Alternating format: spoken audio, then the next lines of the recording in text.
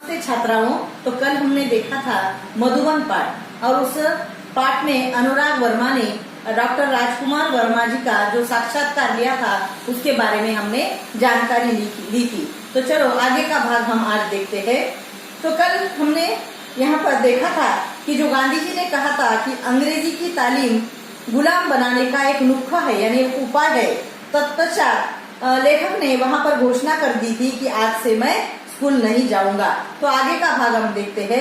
सभी लोग सत्ते में आ गए। सत्ते में आना यानी घबराना। बात भी अजीब थी कि उन दिनों एक डिप्टी कलेक्टर का लड़का विद्रोह कर जाए। लोगों ने बहुत समझाया, पिताजी की नौकरी की बात कही, परंतु मैं घर से निकल पड़ा क्योंकि गांधी जी का आदेश मानना था। इस प्रकार सर्वप्रथम मैंने सत्य एवं देश के लिए विद्रोह किया। तब तक मैं 16 वर्ष का हो चुका था और राष्ट्रीय ध्वज लेकर नगर में प्रभात फेरी भी किया करता था। यह बात सन 1921 की है। इसी समय मैंने देश प्रेम पर एक कविता लिखी थी। यही मेरी कविता का मंगलाचरण था। देखो यहाँ पर लेखक ने घोषणा भी कर दी थी और वे काम के लिए निकल भी पड़े थे। लेकिन बात अजीब थी कि जो उनके पिताजी है वह डिप्टी कलेक्टर थे और यहाँ पर लोग कहे जा रहे थे कि एक डिप्टी कलेक्टर का लड़का जो है वह विद्रोह कर रहा है। लेकिन हमारे पिताजी के नौकरी की बात भी है, परंतु लेखक कहते हैं यहाँ पर राजकुमार जी वर्मा कहते हैं कि मैंने गांधी जी का आदेश माना था और सर्वप्रथम मैंने सत्य एवं देश के लिए विद्रोह किया था। और तब तक ये इनकी जो आयु है वह 16 वर्ष की हो चुकी थी। और वहाँ पर राजकुमार वर्मा जी बताते हैं कि तब तक मैं राष्ट्रीय ध्वज लेकर नगर में प्रभात फेरी भी किया करता था। यानी प्रभात फेरी यानी प्रचार आदि के लिए सवेरे सवेरे दन बांधकर निकलना और शहर में नारे लगाते हुए फिरना। और यह बात 1921 की थी। और लेखक राजकुमार जी वर्मा लेखक को बताते हैं कि इसी समय मैंने देश प्रेम पर एक कविता लिखी थी और यही मेरी कविता का क्या था, मंगलाचरण था। मंगलाचरण यानी शुभ कार्य के पहले जो मांगलिक कार्य का आचरण किया जाता है उसे मंगलाचरण कहते हैं। अब दूसरा प्रश्न अनुराग जी उनसे पूछते हैं कि आप मध्य प्रदेश से उत्तर प्रदेश कैसे आए।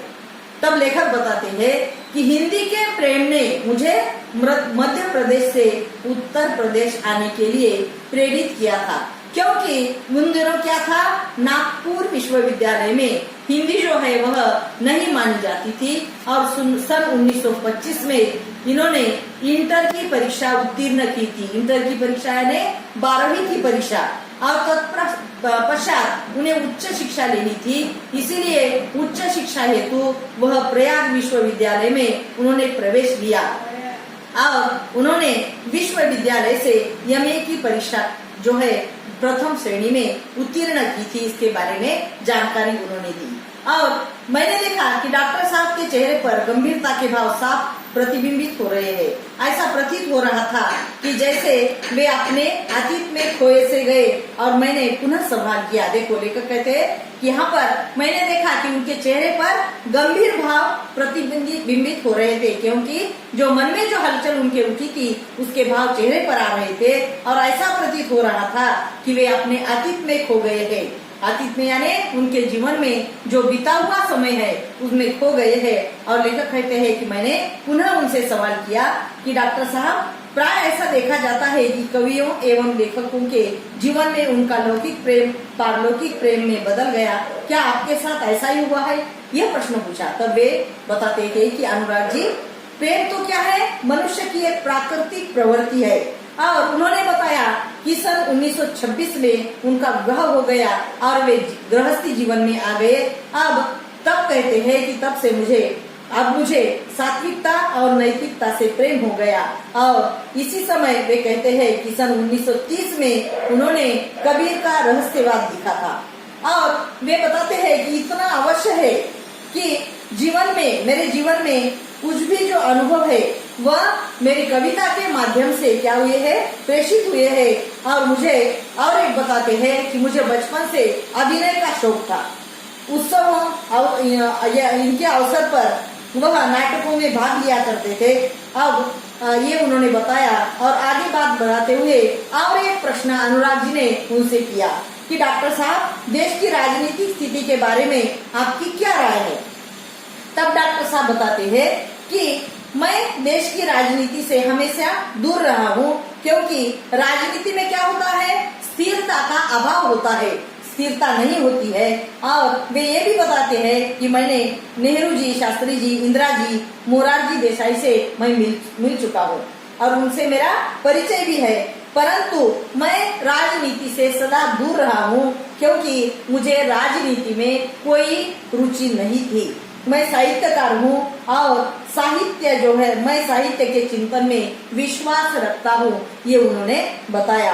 और इतना कहते हुए डॉक्टर साहब ने घड़ी देखी और वे बोले कि अनुराग जी, मुझे 11:30 बजे एक कार्य से जाना है।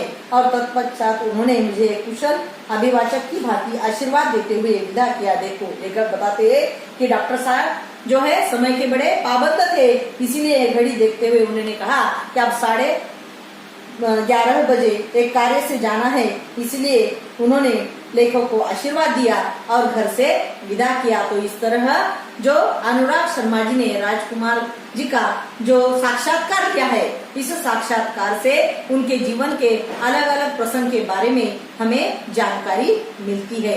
यहाँ पर पाठ समाप्त होता है।